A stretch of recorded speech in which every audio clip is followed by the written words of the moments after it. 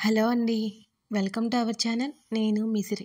మీ అందరికీ ప్రియసఖి గురించి చిన్న క్లారిటీ ఇవ్వాలండి. స్కిప్ చేయకుండా చూడండి. ఆల్రెడీ నేను ఈ విషయం చాలాసార్లు చెప్పాను, బట్ కొందరికి ఇంకా తెలియదు అనుకుంటా. అందుకే మళ్ళీ చెప్తున్నాను. ప్రియసఖి స్టోరీ నేను రాసుకున్నంత వరకు అయిపోయిందండి.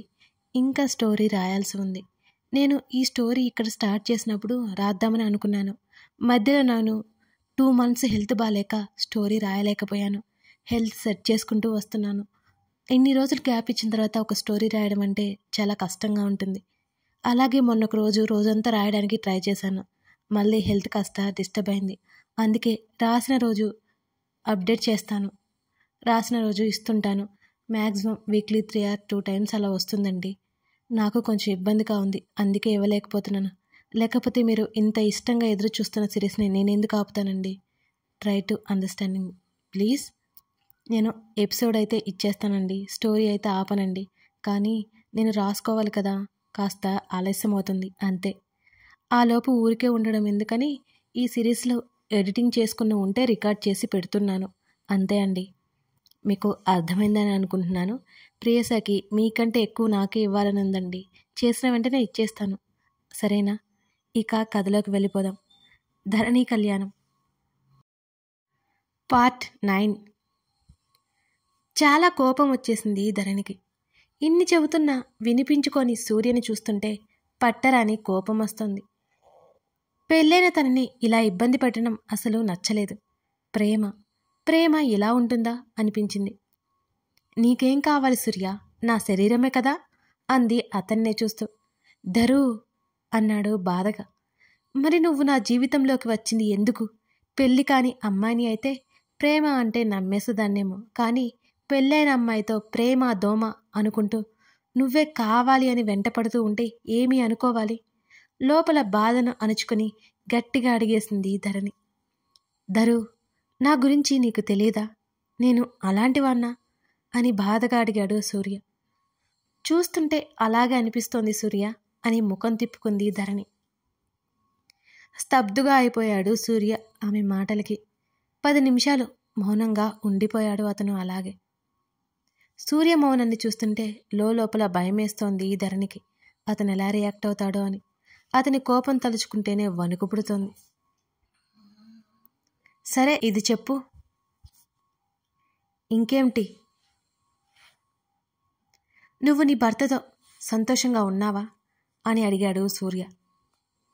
చాలా అంది వెంటనే ధరణి. నవ్వాడు సూర్య. అతని కంట్లో కన్నీళ్లు తలుక్కుమన్నాయి ఆ క్షణం.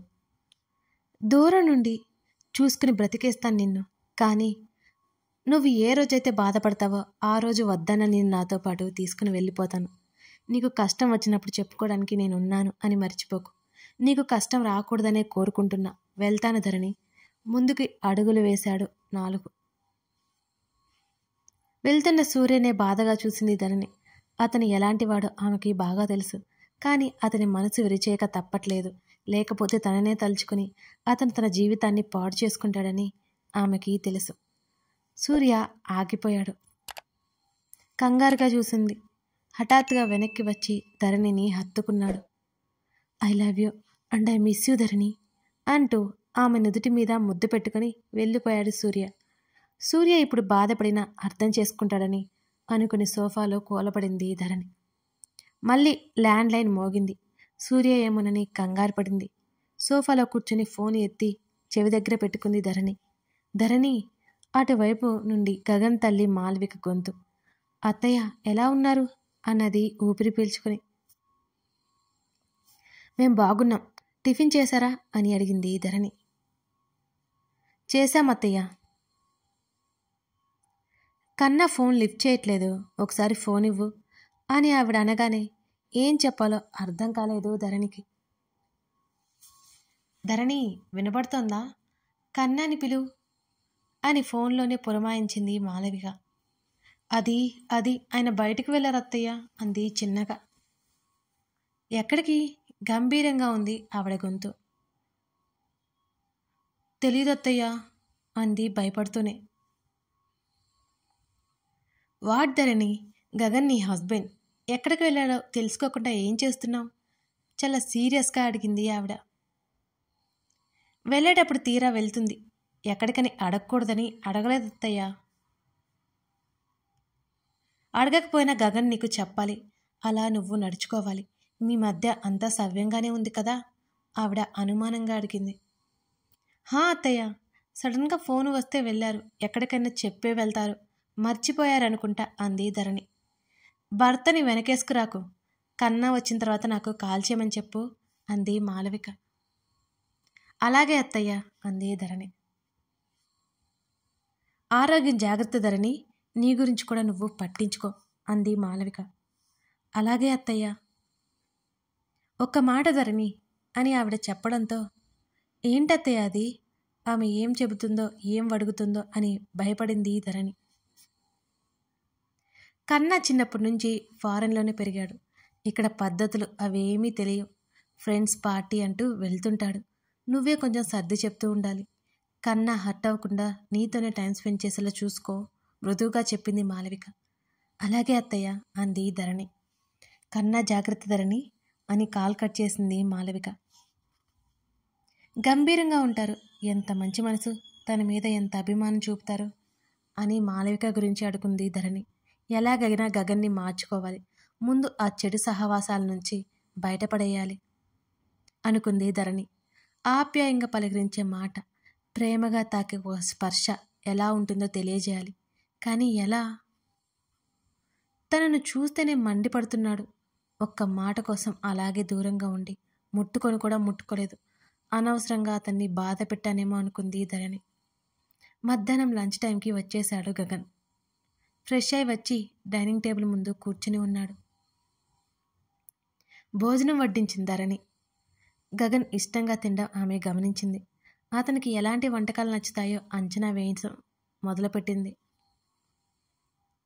అతను తిన్న తర్వాత తను తినేసింది.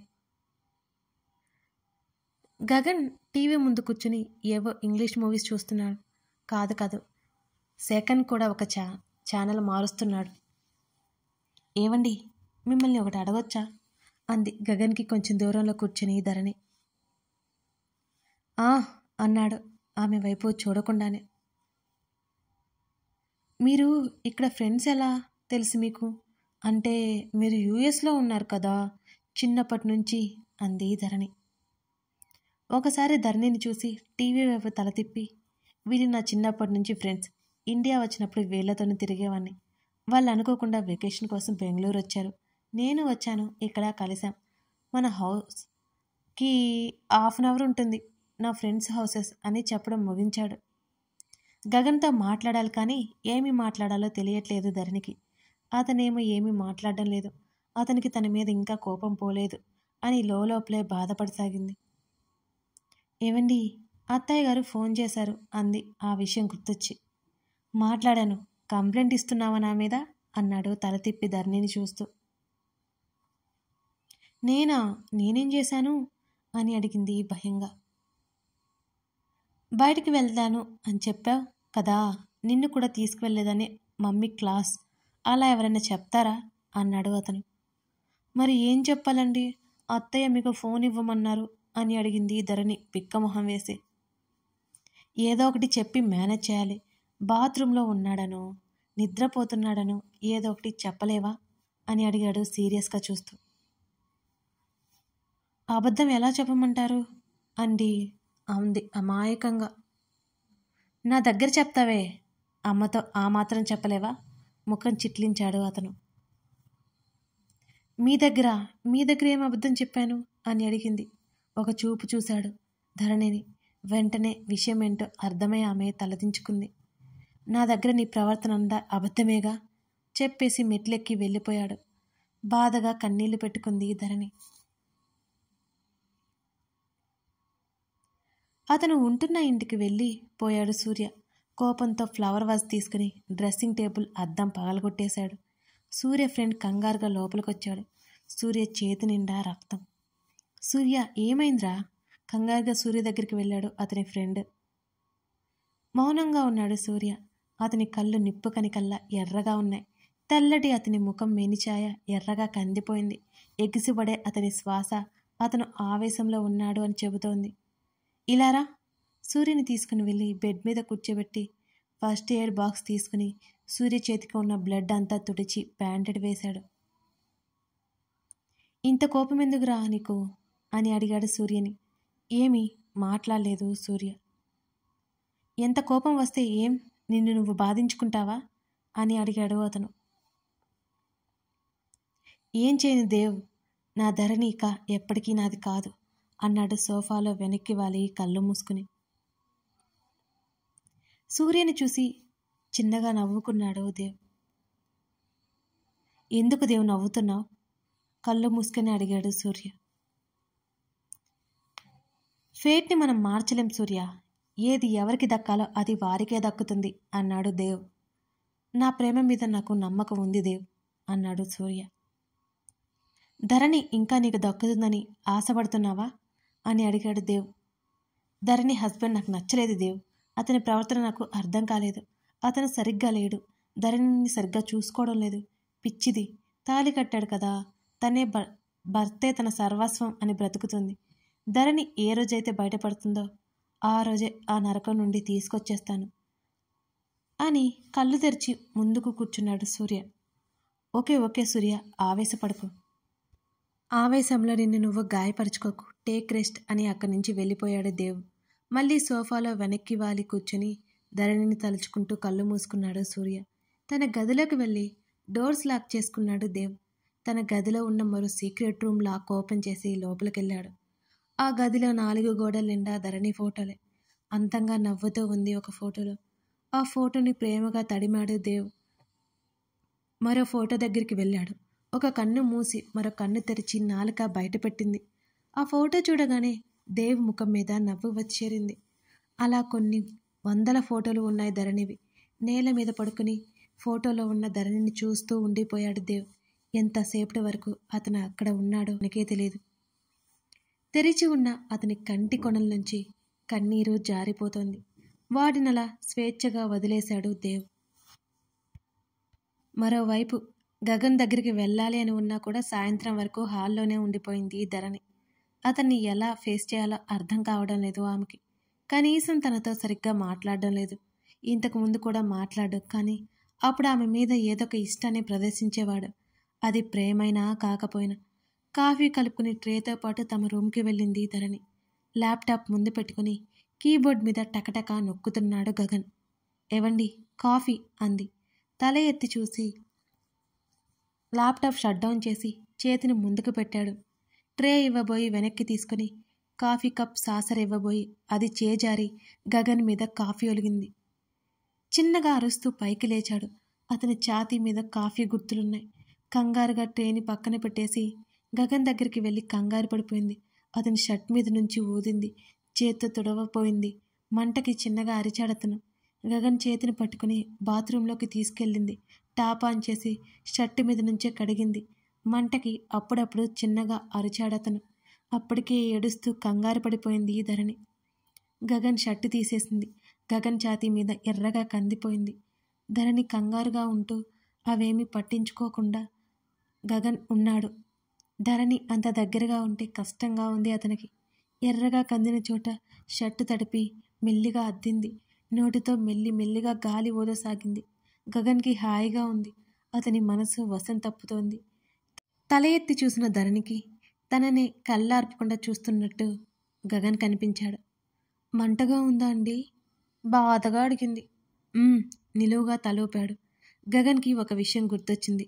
తన ఒంటి మీద షర్టు లేకపోతే వెనక్కి తిరిగిపోయిన ధరణి ఇప్పుడు ఇలా ఇంత దగ్గరగా, ఇంకా తన కోసం ఏడుస్తోంది కూడా. ఎర్రగా కందిన చోట మెల్లిగా ఊదుతూ అప్రయత్నంగా ముద్దు పెట్టుకుంది. అప్పటి వరకు ధరణినే చూస్తున్న గగన్ ఉలిక్కిపడ్డాడు. ధరణిని దగ్గరికి తీసుకోకుండా ఉండలేకపోయాడు. వెంటనే ధరణి ముఖాన్ని చేతుల్లోకి తీసుకున్నాడు. గగన్నే చూస్తోంది ధరణి. ఆమె కళ్ళల్లో ఈసారి కంగారు భయం కనిపించలేదు అతనికి. ఏదో భావం తెలుస్తోంది తనకి, కానీ అది ఏమిటో అర్థం కావడం లేదు. ఆమె పెదవుల మీద వెంటనే ముద్దు పెట్టుకుని ఆమెను వదిలేశాడు. అతను ఎంత ఇబ్బంది పడుతున్నాడో అతని ముఖంలో అర్థమైంది ధరణికి. అతనిని హత్తుకొని అతని ఛాతీ మీద తలపెట్టుకుని భర్త హృదయం మీద తలపెట్టుకుంటే ఎంత భద్రంగా ఉంటుంది. కానీ అతని నుంచి ఆప్యాయత కావాలి. ధరణి, 1 మోర్ కిస్, ఆమె చెవి దగ్గర గుసగుసగా అడిగాడు. ధరణికి కొత్తగా ఉంది అతను పర్మిషన్ అడగడం. ఇప్పుడు ధరణి ఏం చెప్పబోతుందో గెస్ చేయండి. కథ కొనసాగుతోంది. ఈ కథ నచ్చితే తప్పకుండా లైక్ చేసి సబ్స్క్రైబ్ చేసుకోవడం మర్చిపోకండి.